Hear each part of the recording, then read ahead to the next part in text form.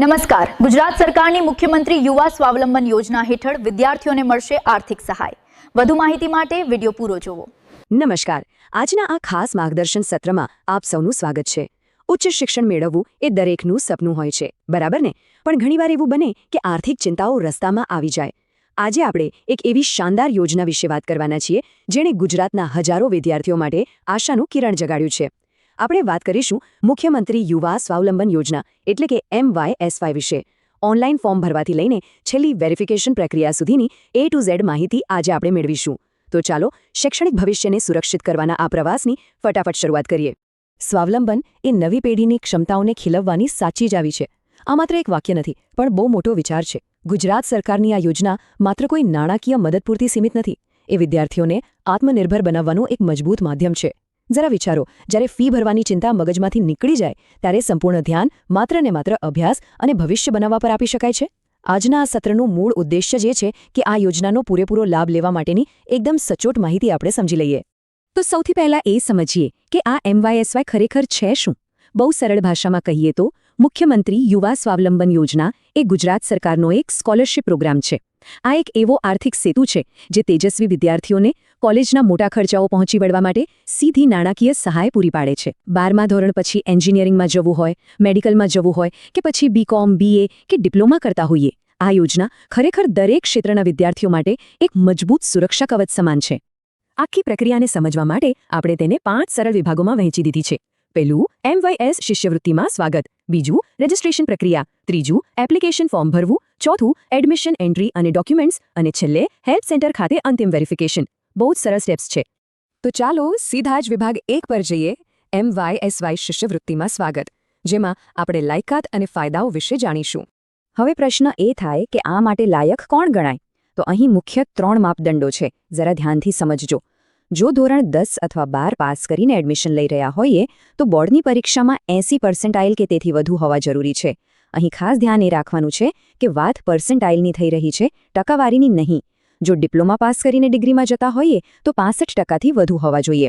અને બીજો સૌથી અગત્યનો નિયમ એ છે કે પરિવારની વાર્ષિક આવક 6 લાખ રૂપિયાથી વધુ ન હોવી જોઈએ. આ નિયમોનું ચુસ્તપણે પાલન થાય છે એટલે માર્કશીટ અને આવકનો દાખલો આની પુષ્ટિ કરતા હોવા જ જોઈએ. હવે વાત કરીએ ફાયદાની. સેલ્ફ ફાઇનાન્સ કોલેજોમાં ભણતા હોય એમના માટે તો આ એક બહુ જ મોટી આર્થિક રાહત છે. એન્જિનિયરિંગ અને ફાર્મસીના વિદ્યાર્થીઓને 50,000 રૂપિયા સુધીની અથવા તો ટ્યુશન ફીના 50% સુધીની સહાય મળે છે.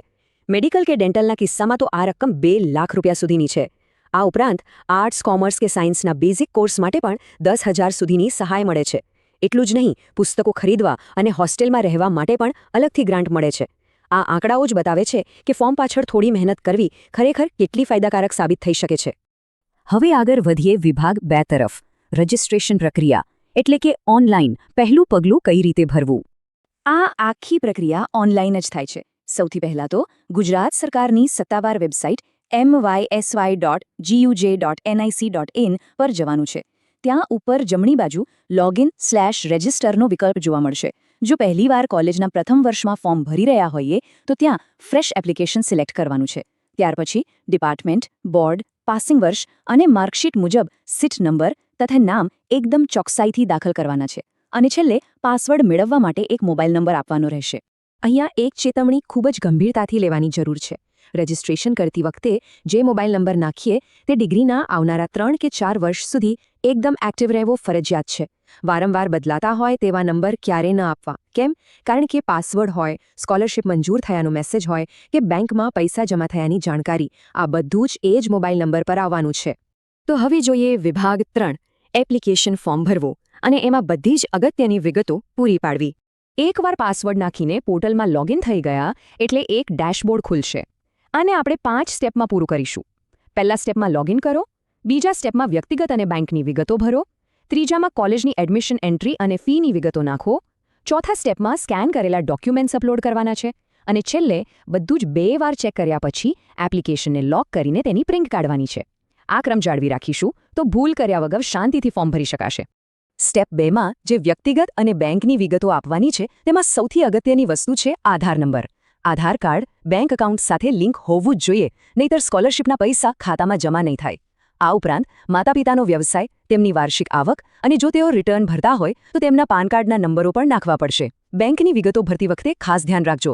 બ્રાન્ચનું નામ, IFSC કોડ અને એકાઉન્ટ નંબર એકદમ ચોકસાઈપૂર્વક 2 વાર ચેક કરીને જ નાખવા, કારણ કે છેલ્લે રકમ તો સીધી એ જ ખાતામાં આવવાની છે ને. ચાલો હવે વિભાગ 4 પર આવીએ. એડમિશન એન્ટ્રી અને ડોક્યુમેન્ટ્સ. આને આપણે ફંડિંગ માટેની ચાવીઓ તૈયાર કરી રહ્યા છે એમ કહી શકીએ. અહીંયા કેટલાક ડોક્યુમેન્ટ્સનું ચેકલિસ્ટ છે જેને એકદમ તૈયાર રાખવાના છે. આધાર કાર્ડ, માર્કશીટ્સ, એડમિશન કમિટી દ્વારા મળેલો અલોટમેન્ટ લેટર અને કોલેજમાં જે ફી ભરી છે તેની પહોંચ. આ ઉપરાંત મામલતદાર અથવા TDO કચેરીમાંથી કઢાવેલો આવકનો દાખલો, એક અસલ સેલ્ફ ડિક્લેરેશન ફોર્મ અને કોલેજના પ્રિન્સિપાલના લેટર હેડ પર અભ્યાસ અંગેનું પ્રમાણપત્ર પણ જોઈશે. અને હા, બેંક પાસબુકના પહેલા પાનાની નકલ તો ખરી જ. ખાસ યાદ રાખવું કે આ બધી જ ઝેરોક્સ નકલો પર પોતાની સહી હોવી જોઈએ, જેને આપણે સ્વપ્રમાણિત અથવા સેલ્ફ અટેસ્ટેડ કહીએ છીએ.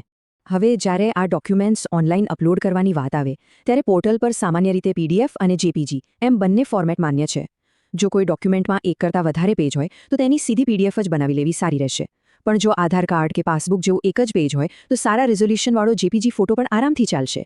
બસ મુખ્ય વાત એ છે કે ડોક્યુમેન્ટ એકદમ સ્પષ્ટ અને વાંચી શકાય તેવું હોવું જોઈએ. અને હા, પોર્ટલ પર માંગેલી સાઇઝ લિમિટની અંદર હોવું જોઈએ. એક બહુ જ અગત્યની વાત, જ્યારે ડોક્યુમેન્ટ્સની વાત આવે ત્યારે આવકના દાખલા અંગે ખાસ ધ્યાન રાખવું પડે છે. મોટાભાગની એપ્લિકેશન અહીં જ રિજેક્ટ થઈ જતી હોય છે. ઇન્કમ સર્ટિફિકેટ મામલતદાર કે તાલુકા વિકાસ અધિકારી દ્વારા જ જારી કરાયેલું હોવું જોઈએ અને એની માન્યતા ફક્ત 3 નાણાકીય વર્ષ પૂરતી જ હોય છે. એટલે ફોર્મ ભરતા પહેલા દાખલાની તારીખ એકવાર જરૂર ચેક કરી લેવી. જો 3 વર્ષ પૂરા થઈ ગયા હોય તો નવો દાખલો કઢાવવો જ પડશે. જૂનો બિલકુલ નહીં ચાલે. ફોર્મ ભરાઈ ગયું. હવે અંતિમ ચરણ. વિભાગ 5 હેલ્પ સેન્ટર ખાતે અંતિમ વેરિફિકેશન અને એપ્લિકેશનને સુરક્ષિત કરવી.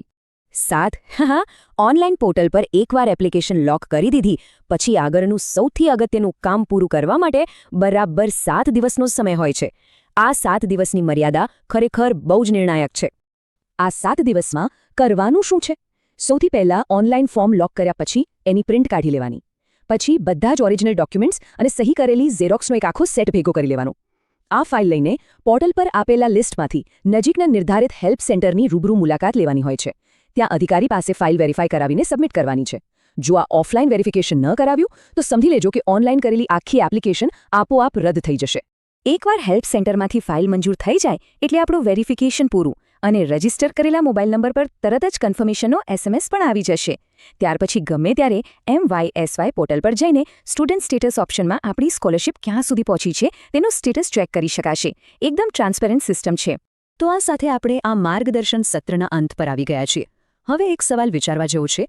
શું કામચલાઉ આર્થિક મુશ્કેલીઓ આવનારી પેઢીના તેજસ્વી પ્રોફેશનલ્સને આગળ વધતા અટકાવી શકે છે?